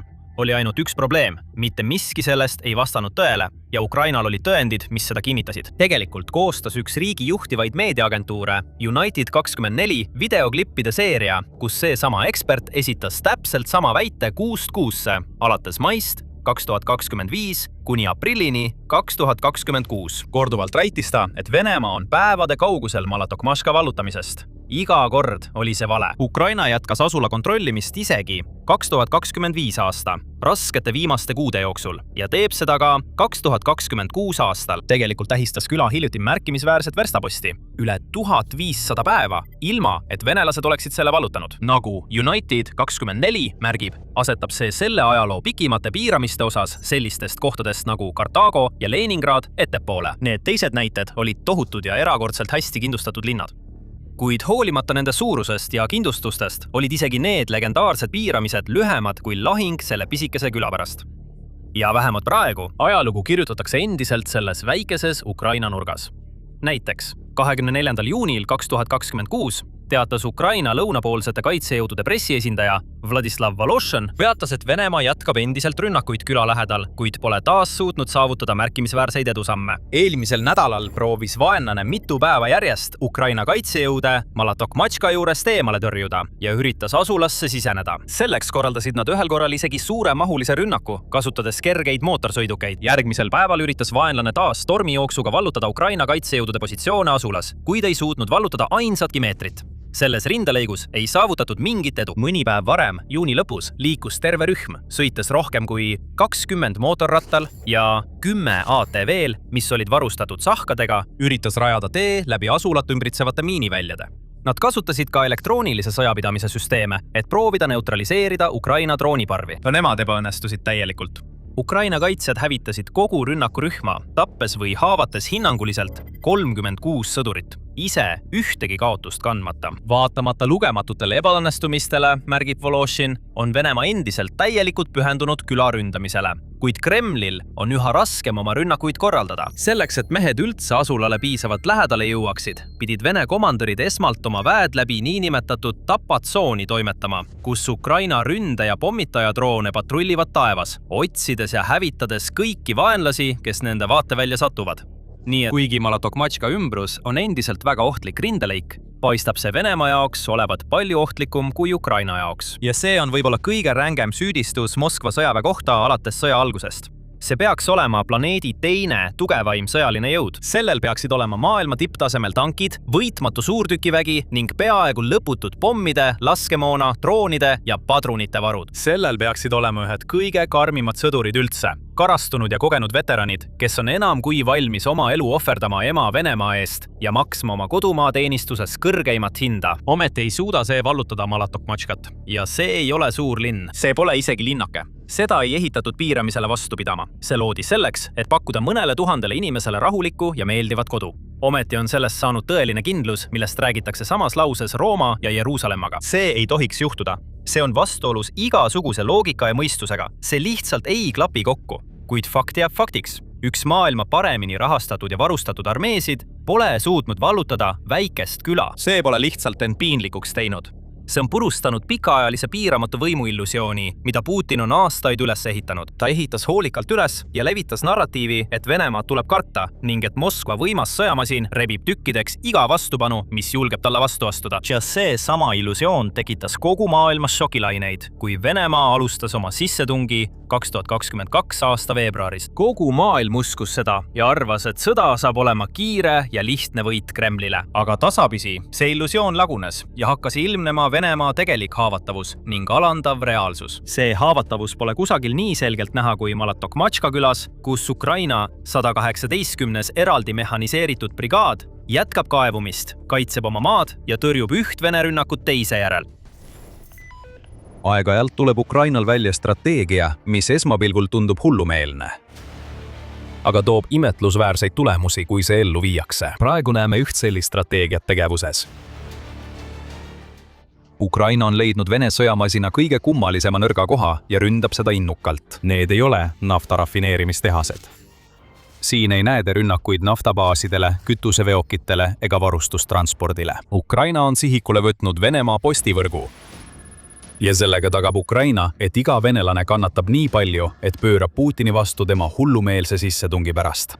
Kõik taandub ühele ainsale sõnale – Wildberries. Sageli nimetatakse seda Venemaa Amazoni versiooniks. Wildberries on oluline osa Venemaa majandusest ja nagu varsti teada saate, ka sõjaväest. Ettevõte on tohutu. Nüüdseks on Wildberries väärt rohkem kui $12 miljardit ning teeb iga päev umbes 4 miljonit tarnet, mis teeb aastas kokku 1,46 miljardit tarnet. Ja see müüb praktiliselt kõike. Paljud Venemaa väikeettevõtted sõltuvad sellest, et Wildberries töötaks, et nad saaksid tegutseda. Lisaks sellele on ettevõtte üks väheseid Venemaal, mis suudab hankida tooteid, mis peaksid olema sanktsioonide all. Sealhulgas suurte kaubamärkide tooted, droonid ja teatud komponendid, mida saab kasutada ka sõjalisel eesmärgil. Tavaline venelane näeb seda lihtsalt kui nende Amazoni versiooni. Ukraina nägi sihtmärki. Ja viimastel päevadel on Ukraina sihikule võtnud Wildberriesi, korraldades korduvaid droonirünnakuid, mis on ettevõtte laod maani maha põletanud. Nädalavahetusel, alates 18. juulist, ründas Ukraina Wildberriesi ladu Elektrostalis, mis asub vaid mõne kilomeetri kaugusel Moskvast. Ladu põles maha. Järgnenud rünnak Hotovskis, mis asub Venemaa Tambovi oblastis, umbes 400 kilomeetri kaugusel Ukraina piirist, hävitas teise laohoone. Teatati kannatanudest. Venemaa väidab, et nende esialgsete rünnakute tagajärjel sai vigastada üle 80 inimese ja hukkus 8. Ning sotsiaalmeedias avaldatud videotes on näha, et mõlemad laod on praktiliselt hävitatud, teatab Washington Post. Ukraina ei peatunud. 22. juulil teatas Euromaidan Press, et Ukraina oli tabanud ka Wildberriesi ladu Krasnodaris, kus rajatises, mida peetakse ettevõtte 4. suurimaks laoks, oli kuulda kuni 30 plahvatust. Rünnakukaadrid näitavad samu tulemusi nagu varasematki. Hiiglaslikud tulekahjud möllavad ja ähvardavad, mustad suitsusamba tõusevad kilomeetrite kõrgusele taevasse. Nevenomiskis, mis asub Stavropoli krais, sai veel üks Wildberriesi rajatis tunda Ukraina droonide jõudu. Ettevõtte võrgustikus 6. kohta hoidev ladu on samuti leekides. Kaadrid tõestavad seda. On Kateisi. Vaid päev või 2 enne neid viimaseid rünnakuid sihtis Ukrainaga Domodedovo Južnjevrati logistikaparki. See on veel üks kompleks, mida Wildberries kasutab. Kolodinos teatati rünnakust Wildberries sorteerimiskeskusele, kus Euromaidani pressiandmetel hävitati osaliselt 2 suurt ladu. seekord eitas Wildberries, et oleks tekkinud tõsiseid kahjustusi ja seda näib toetavat ka avatud allikaluure, mis ei suutnud kinnitada tulekahju toimumist selles kohas. Samuti liiguvad kuulujutud, et Ukraina on sihikule võtnud veel ühe Wildberriesi rajatise Podolskis, mis asub samuti Moskva oblastis, kuigi nende kuulujuttude kinnitust selle video tegemise ajal veel pole. Siin ei ole tegemist üksikute löökidega. See on kampaania, mille eesmärk on hävitada Venemaa Amazoni ekvivalent. Majandusliku kahju ulatus on tohutu. Praegu hinnatakse kaotatud toodete väärtust umbes $2 miljardi suuruseks, teatab Kyiv Post. Lisaks sellele summale veel $300 miljonit põlevarusude koristamise ja ladude remondikulude katteks ja Wildberriesil on tõsine probleem. Üle kuuendiku ettevõtte koguväärtusest põles Ukraina rünnakute tagajärjel tuhaks. Wildberries on samuti teatanud, et käivitab hüvitisskeemi rünnakutes hukkunute või vigastatute peredele. Vigastuse eest $12 000, surma eest $25 000. See on inimese elu väärtus Wildberriesi jaoks. Venemaa on täiesti raevunud selle üle, mis just kogu tema territooriumil juhtus. Ilma igasuguse irooniata süüdistab Venemaa Ukrainat terrorirünnakutes. Tambovis ütles piirkonna kuberner Jevgeni Povushov, et Wildberriesi lao hävitamine selles piirkonnas oli meie regioonis suurim ja kõige ebainimlikum terrorirünnak. Grigori Karasin, kes on Venemaa Föderatsiooni Nõukogu rahvusvaheliste asjade komisjoni esimees, ütles, selliste tegude hindamisel tulevad pähe erinevad sõnad ja epiteedid. Piirdun ühega. Häbiasi, ta lisas. Olen kindel, et meie vastus saab olema nii kiire kui ka otsustav. Võib-olla arvate, et neil meestel on iva. Lõppude lõpuks näib Wildberries olevat tsiviilettevõte, mis keskendub tarbijatele. Inimesed, kes töötavad selle ladudes, ei ole sõdurid. Nad on tavalised venelased, kes lihtsalt püüavad oma tööd teha. Kindlasti on Ukraina viimastes rünnakutes mingi moraalne hall ala. Vähemalt pealtnäha paistab see nii. Aga tõeline lugu Wildberriesist ja põhjustest, miks Ukraina oma viimased rünnakud korraldas, on palju keerulisem. See ei ole lugu sellest, kuidas Ukraina ründab Venemaa Amazoni versiooni. See on kättemaksu, varjuliste sõjavarustuse tehingute, majandusliku valu ja psühholoogilise surve lugu. Kõik need kokku näitavad meile Wildberriesi rünnaku tegelikkust. Alustame kättemaksust ja siin näeme Venemaa silmakirjalikkust. Kui kubernerid ja kõrgemad ametnikud karjuvad terrorismi ja käituvad nii, nagu oleks Ukraina tegu 4,5 aasta pikkuse sõja jooksul kuidagi enneolematu, siis kõik nad jätavad mugavalt tähelepanuta tõsiasja, et Venemaa on ise täpselt samasuguseid rünnakuid korraldanud. Peaaegu kohe pärast seda, kui Putin sai aru, et tema niinimetatud erisõjaline operatsioon ei saa olema jalutuskäik pargis, nagu ta oli Vene rahvale lubanud. Nagu Kyiv Post märgib, on Venemaa teinud tsiviilobjektide, eriti logistikale keskenduvate rajatiste ründamisest oma sissetungi strateegia võtmeosa. 100 000 ruutmeetrid logistikarajatisi on hävitatud. Väljaanne teatab, et 100 000 tonnid humanitaarabi, ravimeid, raamatuid, toiduvarusid ning miljonid kaubad ja saadetised on kaduma läinud. Samuti juhitakse tähelepanu sellele, et Venemaa on aktiivselt püüdnud halvata Ukraina era- ja avalikke postiteenuseid. Üle 400 Ukraina postisõiduki on hävitatud. Samuti on hävitatud mitusada riikliku postiteenistuse harukontorit. Eravedajaid pole säästetud.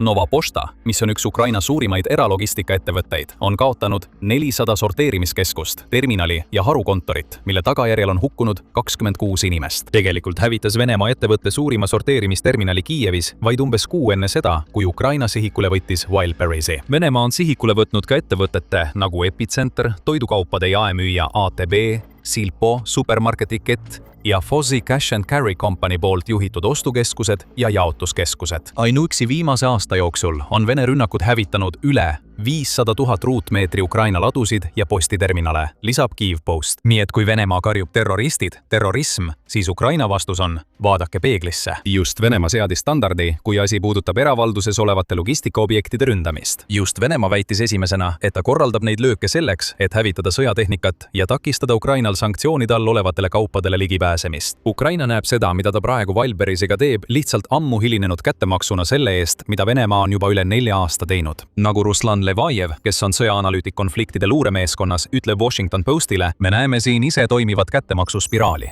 Te ründate meie varitankereid, meie ründame teie kuivlastilaevu Odessas. Te ründate meie naftarafineerimistehaseid, meie ründame teie bensiinijaamu. See on lihtsalt selle vastastikuste rünnakute sõjapidamisstiili viimane areng. Ukraina on just öelnud Venemaale, et kui Venemaa tahab alustada võitlust riigisisese logistika vallas, on Ukraina valmis selle võitluse lõpetama. Aga siiski, see ei käsitle päris seda moraalse halli ala küsimust, mida me mainisime. Kättemaks on teenitud, ütleb Ukraina, kuid siiski on Wildberries näiliselt tsiviilettevõte. Ukraina otsus seda sihtmärgiks võtta võib anda alust väidetele, et riik on reetnud oma enda põhimõtte rünnata vaid sõjalisi sihtmärke. Ainult, et me pole veel kogu tõde avaldanud. Wildberries on sõjaline sihtmärk ja palju suurem, kui Venemaa tahab tunnistada, püüdes kujutada Ukrainat selle loo pahalasena. See, mida me nüüd räägime, muudab kõike. Ukraina on nende rünnakutega paljastanud kogu Venemaa sõjalise strateegia ootamatud nõrkused. Enne kui jätkame, tuletan meelde, et te vaatate sõjasaadet. Me toome teieni kogu pildi, mitte ainult pealkirjad. Kui teile meeldib see, mida näete, siis kindlasti tellige kanal ja lülitage teavitused sisse, et meie videod jõuaksid regulaarselt teie voogu. Siin on tõde Wildberriesi kohta. See ettevõte on olnud oluline osa Venemaa sõjamasinas, alates sellest, kui Putin alustas oma sissetungi. Kiire külastus ettevõtte e-kaubanduse portaalile on piisav, et seda tõestada. Muidugi ei leia sa Wildberriesi kaudu müüdavat suurtükke ega rakette. Küll aga leiad sealt tohutu valiku enne kaheotstarbelisi kaupu. Teisisõnu, tooteid, mida saab müüa tsiviilisikutele, kuid millel on ilmsed sõjalised rakendused. Droonid on Wildberries igal pool saadaval. Nagu Kiev Post välja toob, annab kiire otsing sõnale droon lehekülgede kaupa tulemusi. Mavic 3 ja Mavic 4 droonide kohta. Lisaks paljudele teistele, mida kasutatakse laialdaselt lahinguväljadel FPV droonide raamidena, mis lendavad kõikjal rindel. Rääkides sellistest droonidest, reklaamib Wildberries aktiivselt paljusid oma platvormil olevaid UAV-sid FPV droonidena, sisuliselt väites, et need droonid sobivad ideaalselt sõdurile, kes soovib lahinguväljal proovida tappa ukrainlasest vaenlast. Teised komponendid on osavamalt peidetud, aga need on olemas, kui piisavalt hoolikalt otsida, paljastab Kiev Post. Otsing näiliselt süütutes kategooriates nagu elektroonika või autovaruosad paljastab lasti kinnitussüsteemid ja pommivabastusmehhanismid, mida saab droonidele kinnitada. Isegi lastejaotises on veebipoes droone.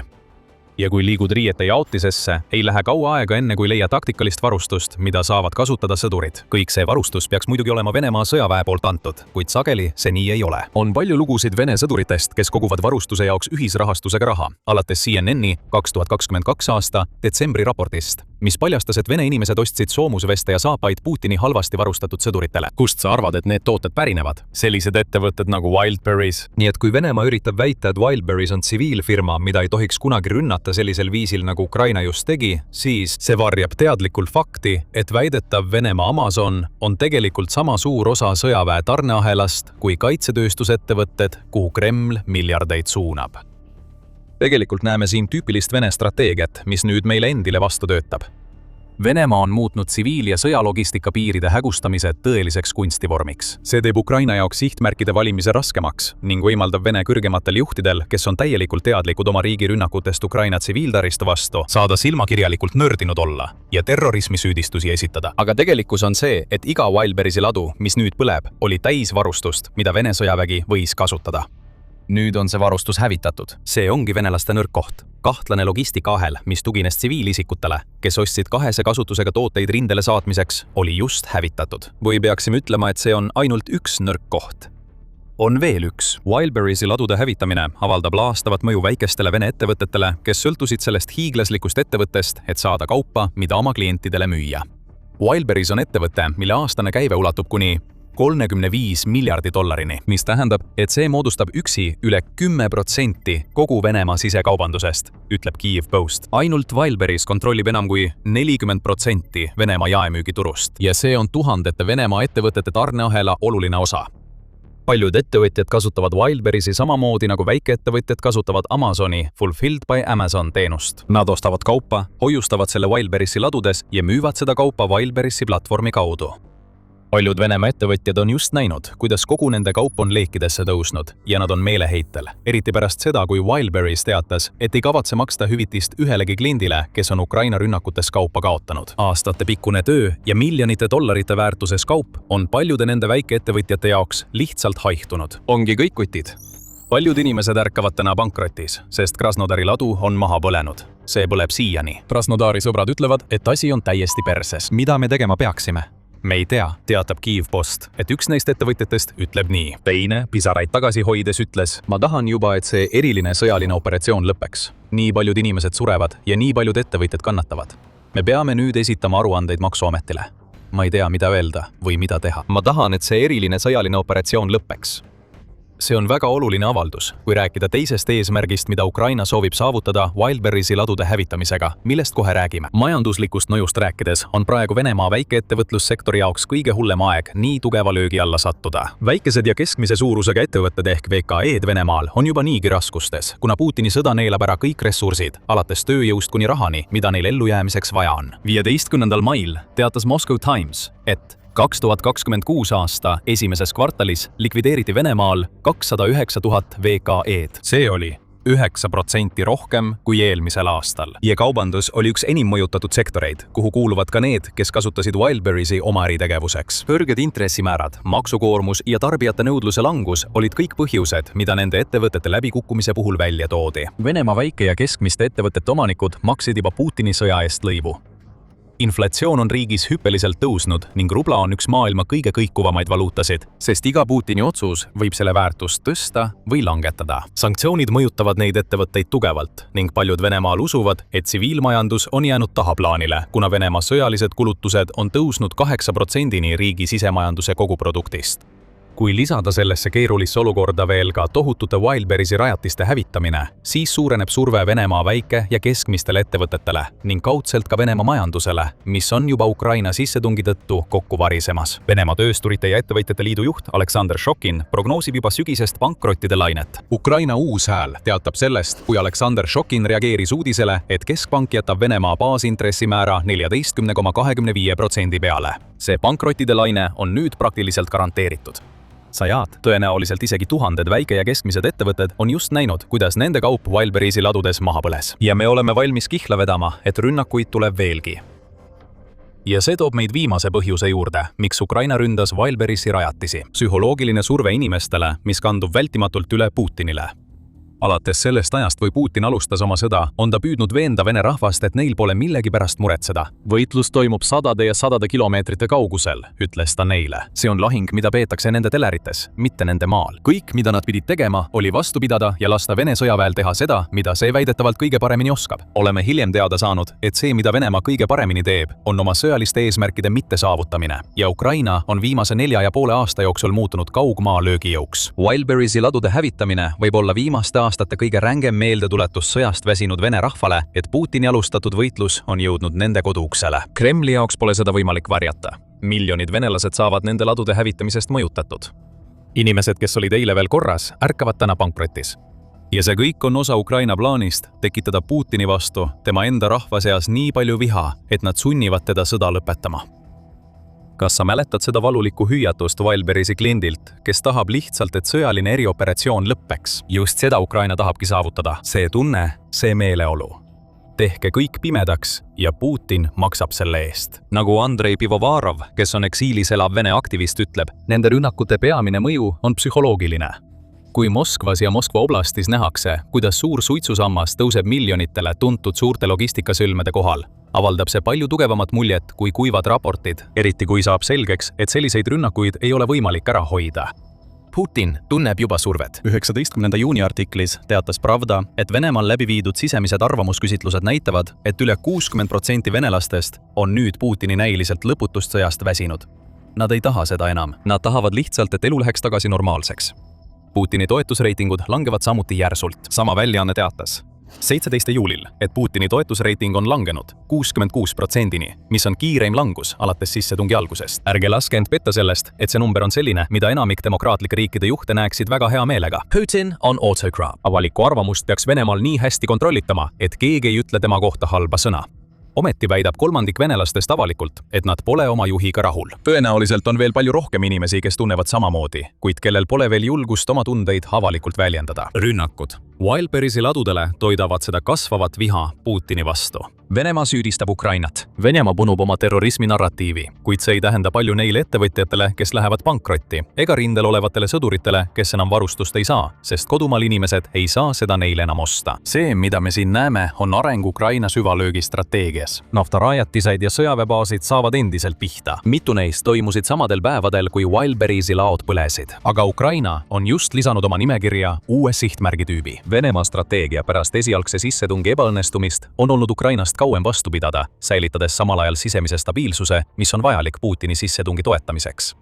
Viimane on nüüd tõsises ohus ja esimene on endiselt kaugel saavutamisest. Eriti kuna NATO on lubanud Ukrainale järgmise paari aasta jooksul $80 miljardit. Nii et kuigi Wildberry'se ündamine tähendab palju enamat kui lihtsalt lööki ühe Venemaa suurima erasektori ettevõtte vastu, põlevad laod mõjutavad kõike, mis hoiab sõjamasinad töös ja Putin tunneb nüüd leekide kuumust. Nende metsikute Wildberry'si rünnakutega on Ukraina tõestanud, et ta arendab pidevalt oma lähenemist Venemaaga võitlemisel. Krimmi rannikul toimus just väga erinev, kuid sama tähelepanuväärne areng. Ukraina lahingudroonid sooritasid just rünnaku, mis oleks väärt filmi, ja nad tegid seda viisil, mida me pole kunagi varem näinud. Kui soovid rohkem teada saada, siis meil on video, mis käsitleb seda, mida me sellest rünnakust teame ja mida see võib tähendada annekteeritud poolsaare tuleviku jaoks. Ja kui sulle see video meeldis, siis ära unusta tellida, et sa jääks ilma meie kajastusest Ukraina järgmise geniaalse käigu kohta. Aitäh vaatamast!